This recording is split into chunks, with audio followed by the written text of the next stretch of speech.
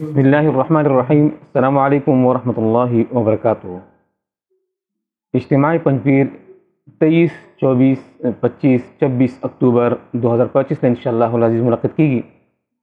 اجتماع په حوالې سره سوشل میډیا کې په عام مجالسو کې بعضې خلک اعتراضات کوي، اشکالات کوي، د هغې څه شبهات وي. مونږ هغه شبهات، هغه اعتراضات نوٹ کړي دي او خپل علما، خپل جماعتي احباب ته مونږ وړاندې کوو. انشاءالله العزیز هغې په هغې باندې ښه بهترین تفصیلي جواب درکوي. دا اولنی قسط دی، اولنی پروګرام دی. په دې پروګرام کې مونږ دعوت ورکړی دی محتمم جامعه بیت العلم پنجپیر حضرت علامه مولانا مفتی محمد طاهر سلمه الله.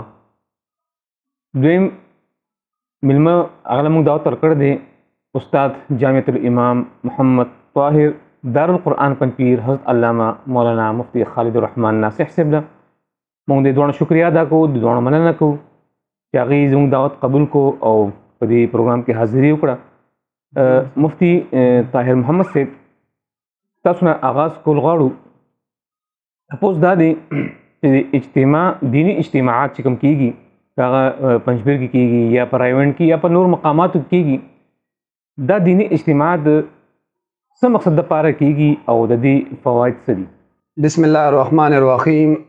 دینی اجتماعات دا د امت د ژوند یو داسې رڼا ده چې دې رڼا سره زړونو کې د ایمان تازګي هغه پیدا کیږي او د ذهنونو نه جهالت هغه ختمیږي او د اخلاقو اصلاح هغه دې سره کیږي.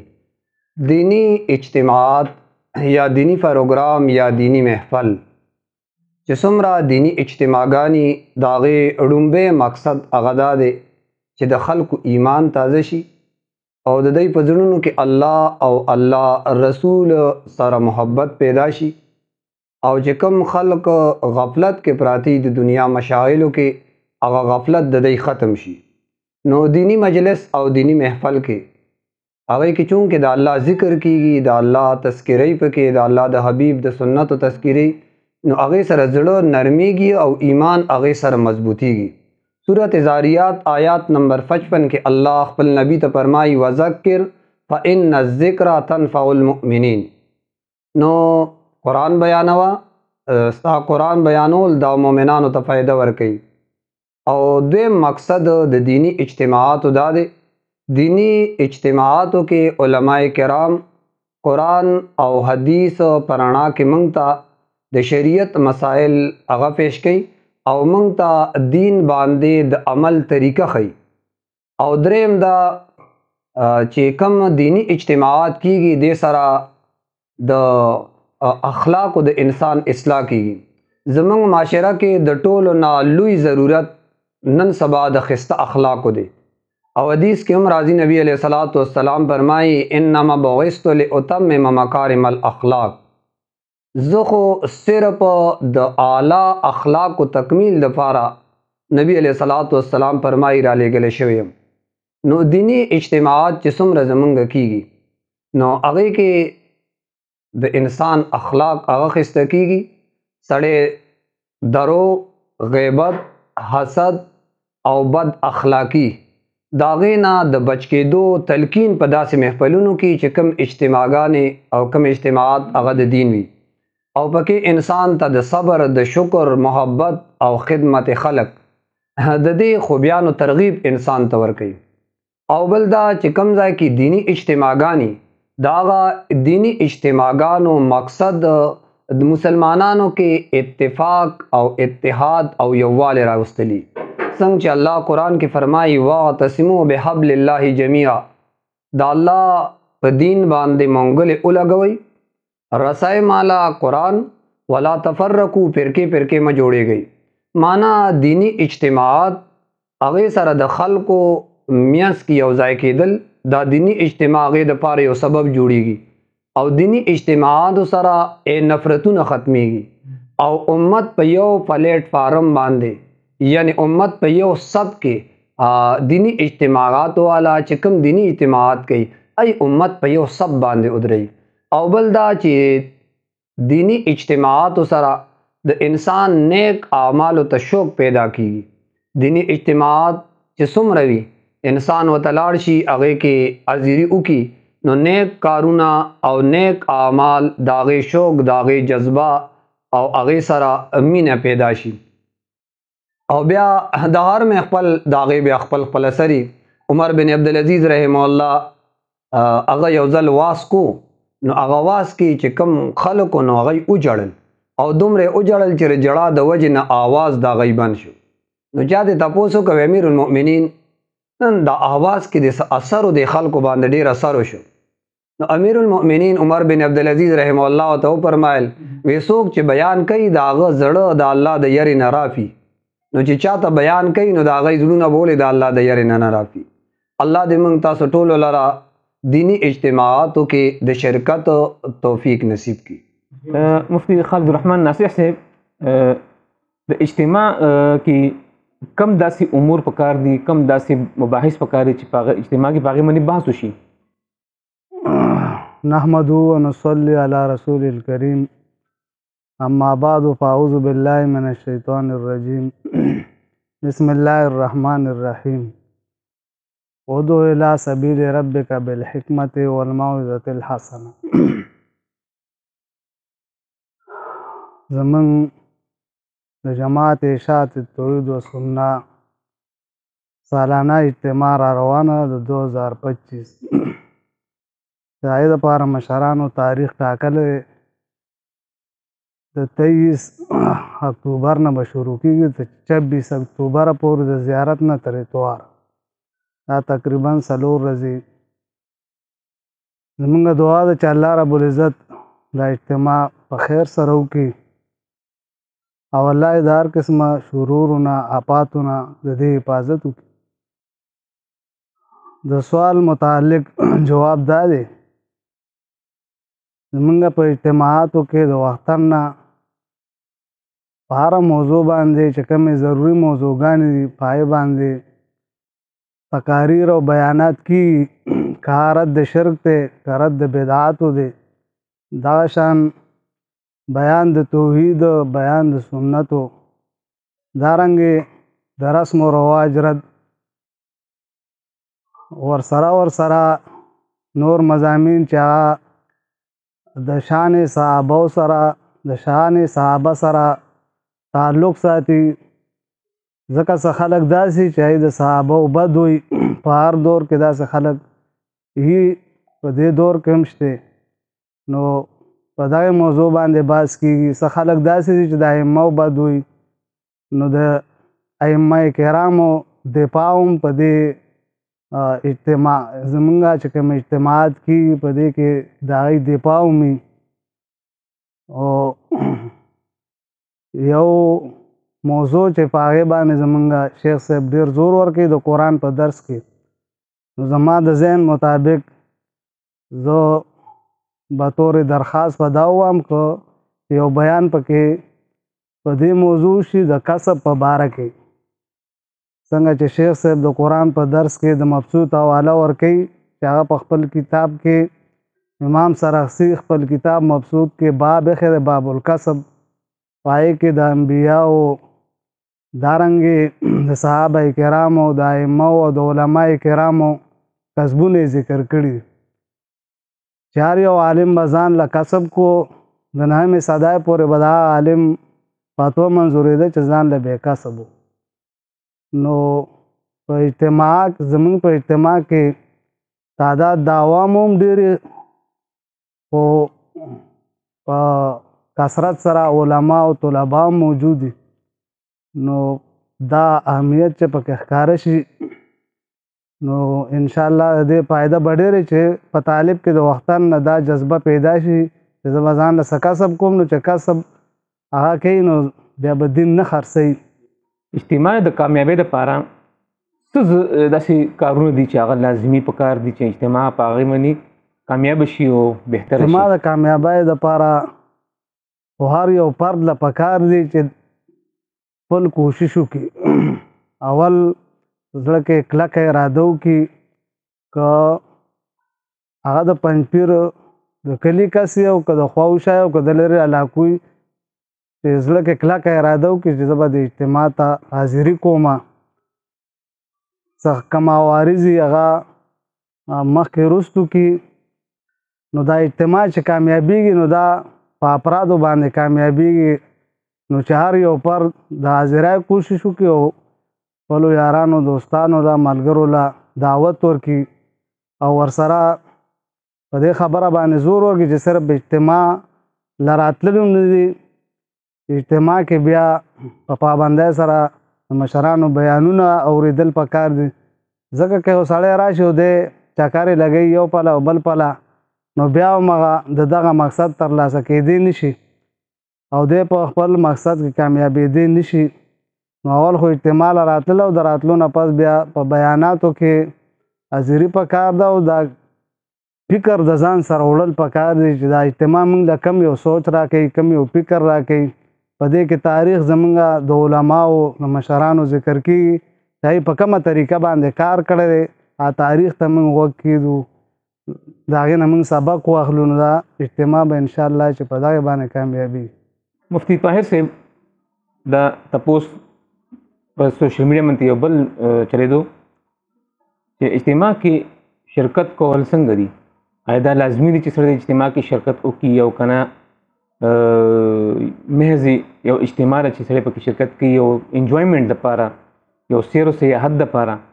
تاسو په خیال کې اجتماع کې شرکت کول هغې کې شاملېدل خپل ملګري شاملول ټول څنګه دي؟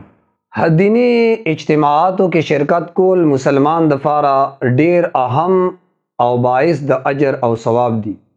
ځکه چې کوم ځای کې دینی اجتماعات وي هغه ځای کې د انسان ایمان تازه کیږي، هغه ځای کې د انسان علم زیاتیږي، هغه ځای کې انسان ته تقوا حاصلیږي.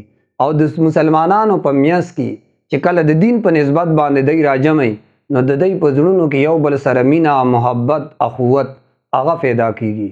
نو دینی محفلونو کې ناسته دا ډیره بهتره ده او شرعي اهمیت سره قرآن کریم کې الله فرمایي واصبر نفسک مع الذین یدعون ربهم بالغداة والعشی یریدون وجهه. سورۃ کاف آیات ته آیات نمبر 27.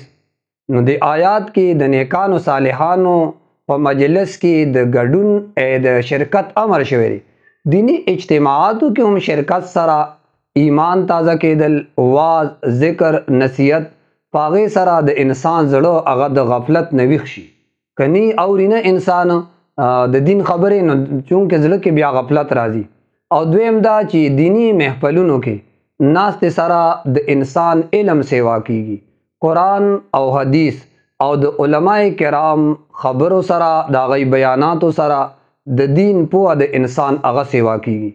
دینی اجتماعات و شرکت هغې ته چې ځي نو پکار دی انسان اخلاص نیت سره الله رضا دپاره د دین په محفلونو کې شرکت کوي. او چې کوم مجلس ته ځي او هغه د دین مجلسي د دین اجتماع ده نو د هغې احترام دی کوي، د وخت احترام چې په ټیم باندې هغه ځای ته رسي. حسن بصري رحمه الله فرمایي مجلس ذکر خیر من الدنیا وما فیها. د الله د یاد غونډه دا د دنیا د هر چیز نه بهتره ده.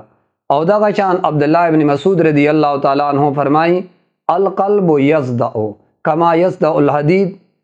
زړه ته زنګ لګي څنګه چې اوسپنې ته زنګ لګي.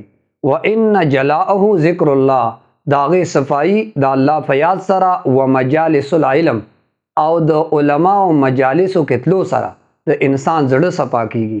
نو دینی اجتماعات چې څومره وي هغې کې شرکت هر چا دپاره ضروري دی ځکه انسان زندگی ادلا دغه دینی محفلونو کې ناستې سره الله د انسان زندگی بدلی. مفتی خالد الرحمن صاحب اجتماعنا عام اولس عام خلق هغوی څنګه فایده اخیستی شي؟